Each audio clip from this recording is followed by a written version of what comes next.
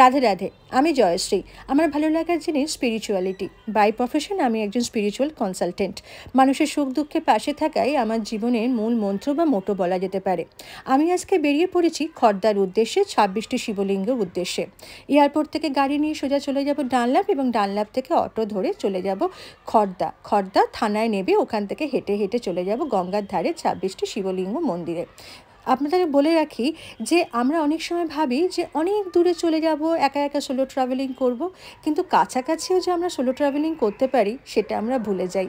হাঁটতে হাঁটতে চলে এসেছি গঙ্গার ধারে, আর এখন চলছে ভাটা, তাই গঙ্গা অনেক দূরে। মা গঙ্গা আবার জোয়ারের সময় পাড়ের কাছে চলে আসবে। আর আমি এখানে চলে এসেছি 26টি শিবলিঙ্গ মন্দিরে। প্রথমবার এলাম, জানেন, অনেকবার শুনেছি কিন্তু আশা আর হচ্ছিল না। কিন্তু আমি এখানে এসে সত্যি অবাক হয়ে গেছি। এত সুন্দর একটি স্থাপত্য যে এখানে রয়েছে এটা আমি জানতামই না। যদিও এটি বর্তমানে heritage site, archaeology survey of ইন্ডিয়ার আন্ডারের এটা রয়েছে। তো সেখানে আমি বলি যে আপনারা না পারলে এটার কাছে একবার আসবেন, না এলে বুঝতে পারবেন না। কারণ আমরা মন্দির বলতে যা বুঝি, মন্দির বলতে আমাদের চোখের সামনে যে স্থাপত্য ভেসে ওঠে, মন্দির বলতে আমাদের কাছে যেটা শান্তির যে অনুভব হয়, সেটা এখানে এলে আপনারা অবশ্যই পাবেন। শীতের পরন্ত দুপুর আর রোদ্দুর পোয়াতে পোয়াতে আমি পুরো মন্দির ঘুরছি। প্রতিটা মন্দিরই আটচালা স্টাইলে তৈরি করা, এবং অনেকটাই ফাঁকা নিরিবিলি, লোকজন আছে, লোকাল লোকজন আছে এখানে। আর বলা হয় যে 200 বছরের পুরনো এই মন্দিরটি তখনকার তৎকালীন যে জমিদার রামহরি বিশ্বাস ও তার পুত্র প্রাণহরি বিশ্বাস এই মন্দিরটি সৃষ্টি করে। নীলষষ্ঠী এবং শিবরাত্রির সময় এখানে একটা মেলাও হয় এবং প্রচুর ভক্ত সমাগম হয়। এমনিতেও অন্য সময় সবসময়তেই ভক্তরা আসে এবং বিশ্বাসের সঙ্গে এই মন্দিরে পুজো দেওয়া হয়।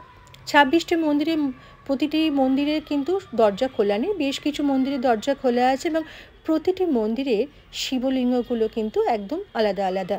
দেখলে আপনাদের এত ভালো লাগবে। আপনারা যদি একটু শান্তি খুঁজবেন বা আপনাদের মনে হবে একটু একা নিরিবিলি জায়গায় গিয়ে বসে থাকি গঙ্গার ধারে, তাদেরকে বলছি আপনারা কিন্তু এখানে আসতে পারেন। আসলে পরে আপনাদের ভীষণ ভালো লাগবে।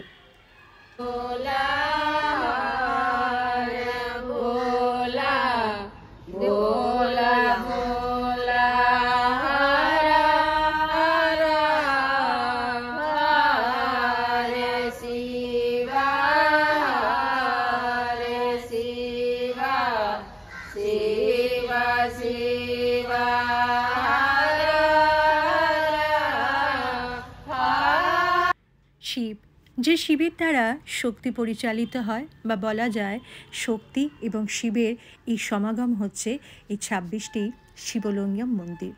যদিও খর্দায় এই 26টি শিবলিঙ্গ মন্দির ছাড়াও রয়েছে আমাদের নিত্যানন্দ প্রভুর যে পদধূলি যেখানে পড়েছিল, অর্থাৎ কিনা শ্যামের মন্দির, সেই শ্যামের মন্দিরও আমি আজকে যাব।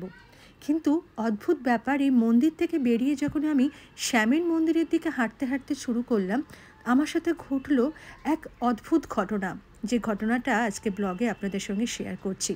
রাস্তা দিয়ে যেতে যেতে আমি হঠাৎ করে একটি বাড়ির দিকে আমার চোখ পড়ল, আর অটোমেটিক্যালি আমি সেই বাড়িতে ঢুকে গেলাম। অদ্ভুত এই ভাস্কর্য, যে জিনিস আমরা কলকাতা শহর কেন আশেপাশে কোথাও দেখতে পাই না, আজকালকার দিনে তো কোথাও এটা দেখাই যায় না।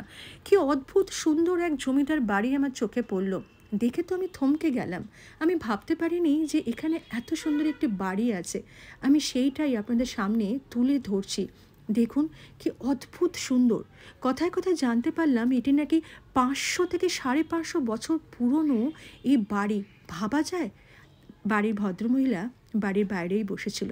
আমি তার সঙ্গে এই বাড়ির ইতিহাস সম্পর্কে জানতে পারলাম। হচ্ছে নিত্যানন্দ মহাপ্রভুর 13তম বংশধর আমার দাদা শ্বশুররা। মানে আমার শ্বশুর মশাই মুখার্জি ছিলেন। আচ্ছা, এইটা হচ্ছে ওনার মামার বাড়ি। আচ্ছা, হ্যাঁ, আর দাদা শ্বশুর ছিল আমার যে দাদা শ্বশুর আর কি, আমার শ্বশুরের মামা। এটা মামার বাড়ি। আচ্ছা, তা উনি ছিলেন নিত্যানন্দ মহাপ্রভুর 14তম বংশধর। আচ্ছা, এই দেওয়াটা 13 আর আমার ওই দাদা শ্বশুররা 14তম বংশধর। তা আমাদের এসব পূর্বপুরুষদেরই এই খর্দার এই জায়গাটার নাম কি? এটা খর্দা পিকে বিশ্বাস রোড আর কি। পিকে বিশ্বাস রোড। এটা আর আপনার বাড়িটা তো বলছেন রথবাড়ি। ওকে। তাই এই রথবাড়িতেই অনেক পূর্বপুরুষ 10-11 পুরুষ কাটিয়ে গেছে, তাই এখন এর ভগ্নদশায় মানে সব ভেঙে চুরে পড়ছে, এই আর কি চেষ্টা চলছে। কিন্তু 550 বছর বয়স এই বাড়িটির। হ্যাঁ, 550 বছর। খড়দার থার্ড বাড়ি। খড়দার থার্ড বাড়ি। এটা অ্যাকচুয়ালি জমিদার বাড়ি ছিল। জমিদার বাড়ি ছিল। এইখানে সব ঘর ছিল, ওই যে ওইটা বৈঠকখানা ঘর। আচ্ছা আচ্ছা। ওইখানে ছেলেরা সব আড্ডা মারতো, হুটুটুকো টানতো পূর্বপুরুষরা। এই বাড়িটাও ছিল। এরা তখন কি করবে, এত প্রপার্টি রেখে কি করবে, কিছু কিছু অন্য লোকেদের বিক্রি করে যায়। যেমন এই সামনেটা অ্যাডভোকেটের, এইটাও ওদের। মানে পুরো এই পাড়াটা পুরোটাই আপনাদের? হ্যাঁ, রথবাড়ি। রথবাড়ি, হ্যাঁ। এখন সব এদিক ওদিক হয়ে গেছে, এখন ভেতরটা আছে, ভেতরটা রয়েছে, ভেঙে পড়েছে, তাও চলছে। আর জগন্নাথ প্রভুর ওই উত্থান একাদশীতে আমাদের হয়। আচ্ছা। যেটা জন্মাষ্টমী, এই গোপাষ্টমী হয় না, এখানে আমাদের শ্যামসুন্দর আমার বাড়িতে আসেন। ওই যে রথ যেখানটা হচ্ছে আর কি বাড়িটা। আচ্ছা, রথ কি এখান থেকে হয় নাকি? দালানে হতো, আগে বড় হতো। আচ্ছা, এখন ছোট করে রথ হয়। সেটাই ওপরে মাথাটা কেটেই ওটা বানানো হয়েছে। আচ্ছা। এখন এই করোনার পর থেকে বন্ধ আছে। আচ্ছা। সবাইকে তো আনতে হয়, এনে করতে হয়। আমাদের 4-5টা ঠাকুর বাড়িতে আছে। আচ্ছা।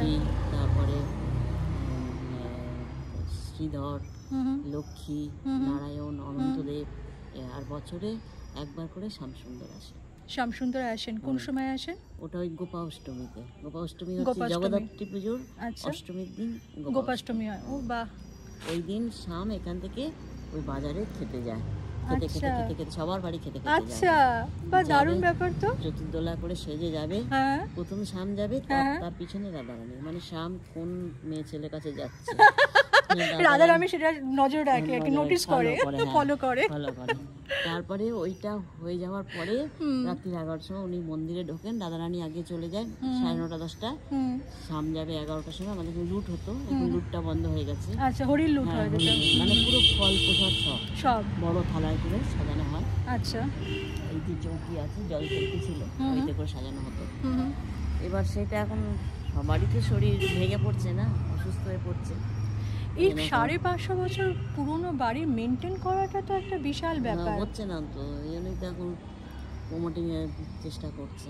এই বাড়ি প্রমোটিং এ চলে গেলে মানে আমরা খুব কষ্ট পাবো, মানে এটা আমাদের কাছে ঐতিহ্য আর কি। হ্যাঁ, কিন্তু এইটার জন্য শুনলাম এই বাড়িতে একটি আন্ডারগ্রাউন্ড ঘরও আছে, যে ঘরটি একসময় যার মাধ্যমে মহিলারা বাইরে স্নানে যেত, গঙ্গা স্নানে যেত, বা বাইরের কোনো রান্নাঘর থেকে খাবার দাবার ওই ঘরের মাধ্যমে, নিচের যে আন্ডারগ্রাউন্ড ঘর আছে সেই ঘরের মাধ্যমে মহিলাদের ঘরে আসতো। ভাবা যায়, এগুলো শুনতেও প্রচণ্ড ভালো লাগছিলো মাসিমার কাছ থেকে। মাসিমাকে তো অনেক অনেক ধন্যবাদ, উনি আমাকে ঘরের ভেতরে নিয়ে গেছিলেন, চা খাইয়েছিলেন, পুরো বাড়ি ঘুরিয়ে দেখিয়েছিলেন। এটাই হচ্ছে মজা সোলো ট্রাভেলিংয়ে। একা একা ঘুরতে ঘুরতে কত কিছু আবিষ্কার করা যায়, কত মানুষের সঙ্গে পরিচয় হয়। যেমন এই বাড়িতে এসে আমি একদম মন্ত্রমুগ্ধ হয়ে গেছি। আচ্ছা, ওই যে রথটা দেখছেন না, ওটাই কিন্তু রথ, যার জন্য এই বাড়ির নাম রথের বাড়ি, যদিও আকারে এখন ছোট হয়ে গেছে। আমি মাসিমার সঙ্গে কথা বলছিলাম যে এই ভাস্কর্য মানে আমরা ছাড়া আমাদের পরের জেনারেশন তো আর দেখতেই পারবে না, আমরা অনেক লাকি। মাসিমা তাই বলছিলেন যে হ্যাঁ, তোমরা অনেক লাকি যে তোমরা এখনও এগুলো দেখতে পাচ্ছ। আর আপনাদেরকে বলি, আমার ব্লগ কিন্তু আজকে এখানে থামাচ্ছে, কিন্তু ব্লগ কিন্তু শেষ নয়, এখনও স্বামীর বাড়ি যাওয়া যে বাকি আছে, সেটি আমি পরের পার্টে নিয়ে আসছি। আপনারা কিন্তু দেখতে ভুলবেন না, আর কমেন্ট সেকশনে জানাবেন।